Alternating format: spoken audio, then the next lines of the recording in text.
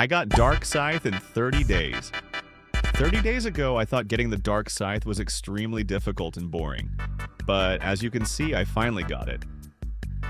Today, I'll share the fastest way to obtain the Dark Scythe, explain how to farm each ingredient, and talk about my mistakes so you won't repeat them.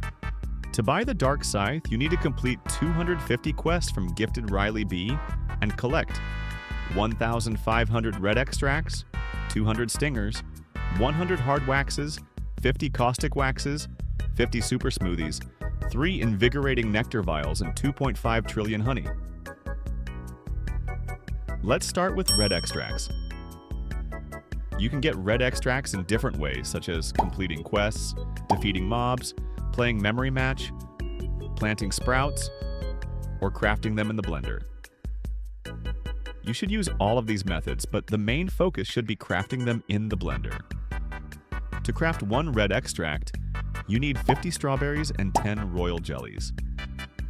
Royal jellies shouldn't be a problem, but farming strawberries very fast requires installing macros. Macros help you play the game without touching your keyboard. I had never used macros before, but they make farming red extracts, honey, and gingerbread bears a lot easier.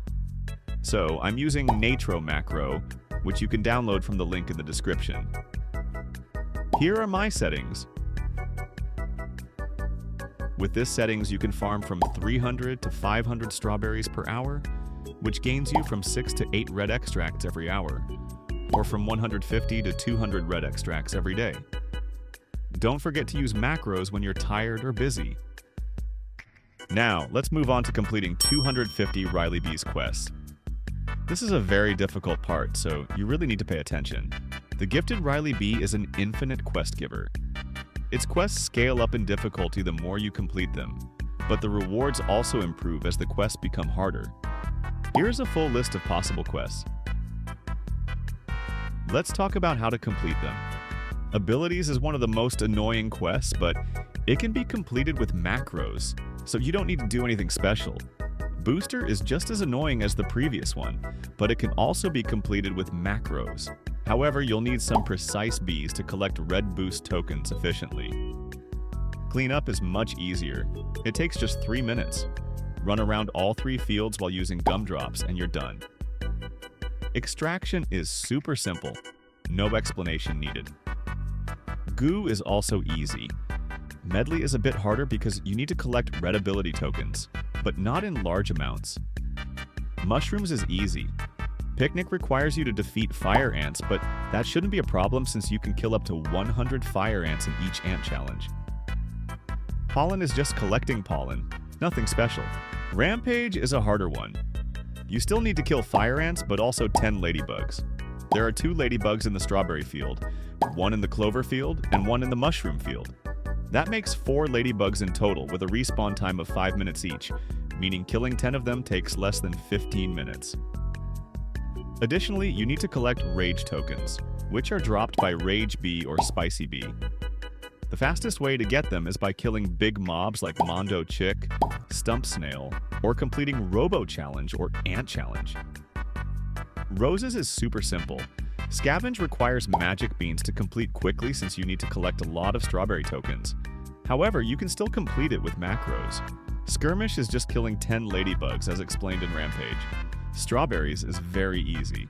Tango is similar to Medley, requiring red abilities, but you also need to kill 5 scorpions. There are only 2 scorpions on the map, both in the Rose Field, with a respawn time of 20 minutes. After killing 4 of them, I recommend killing only 1 more since you might get another scorpion quest again. Tour isn't too hard, but you must defeat exactly 3 scorpions. As you can see, these quests aren't hard at all. Collecting pollen or goo is never an issue. The only challenge is the waiting time for some quests to be completed. However, you can fill that time by macroing. Using this method, I completed 10 to 20 quests every day. Additionally, each quest always rewards you with 1 guaranteed red extract, making it much easier to collect all 1,500 of them. The next item on the list is 50 Super Smoothies.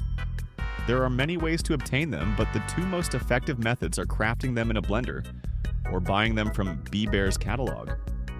Now, let's be honest, Crafting super smoothies requires a bunch of really expensive loot, and I think it makes no sense to farm all of that manually. In my opinion, collecting all the necessary resources for 50 super smoothies would take about half a year. But thanks to Onet, we have the Beesmas event every year, which gives us a chance to buy 50 super smoothies for 500 gingerbread bears. Honestly, this is a very good deal. You can earn gingerbread bears by killing mobs around the map, such as king beetle, coconut crab, tunnel bear, werewolf, aphids, and others. Additionally, checking Onet's lid art and the gingerbread house will reward you with more gingerbread bears. By doing all of this, you can collect around 20 gingerbread bears every day. Furthermore, you can also earn them by completing special Beesmas quests.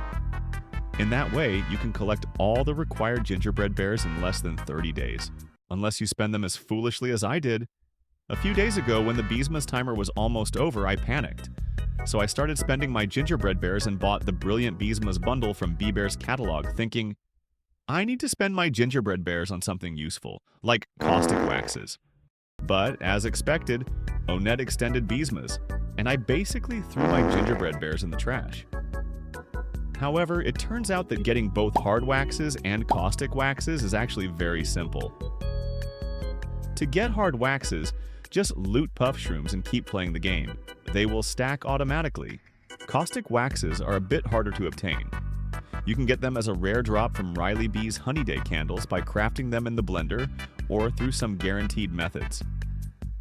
Fully growing specific planters in certain fields will reward you with caustic wax every month. Even so, crafting both waxes is a good idea because they are really cheap compared to super smoothies.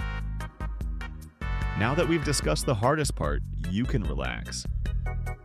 Getting 150 stingers isn't difficult because you receive 5 stingers as a daily bonus for defeating Vicious Bee, plus bonus stingers depending on its level. Furthermore, you can buy 3 stingers for 10 tickets. So this won't be a problem at all.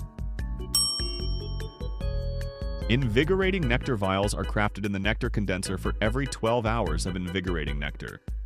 You can get them by gathering planters from specific fields. Also, if your nectar time is less than 12 hours, you can store it in a pot to save up for later. And lastly, honey. Don't start saving it up from the very beginning. It's better to spend it on buying treats to upgrade your bees or buying royal jellies for crafting.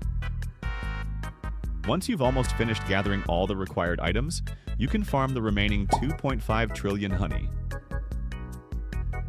The path to the Dark Scythe is not as difficult as you might expect.